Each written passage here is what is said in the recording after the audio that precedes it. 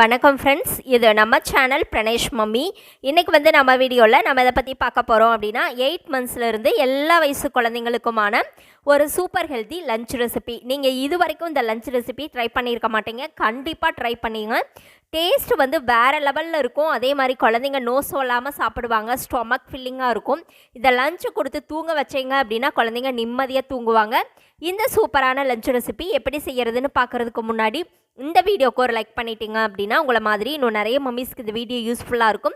அது மட்டும் இல்லாமல் இப்போ தான் நீங்கள் ஃபஸ்ட் டைம் நம்ம சேனல் பார்க்குறீங்க அப்படின்னா மறக்காமல் நம்ம சேனலை சப்ஸ்கிரைப் பண்ணிக்கோங்க.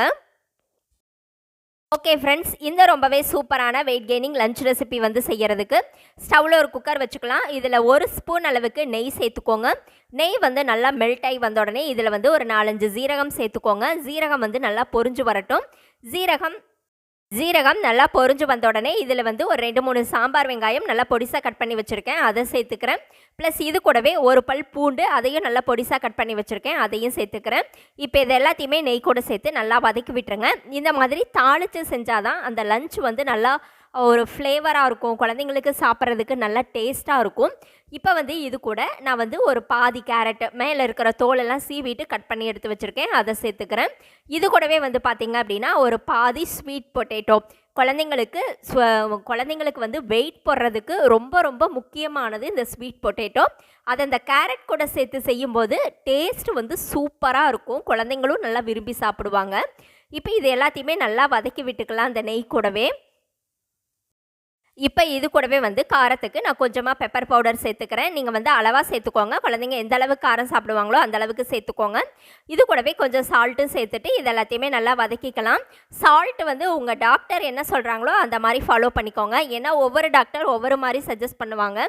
அடுத்தது இது எல்லாத்தையுமே இந்த மாதிரி நல்லா வதக்கி விட்டுட்டு, எனக்கு அரிசி வந்து ஒரு 3 ஸ்பூன் அரிசி மட்டும் நல்லா கழுவிட்டு நான் வந்து ஒரு அரை மணி நேரம் ஊற வச்சுருந்தேன், அதை வந்து இது கூட சேர்த்துக்கிறேன்.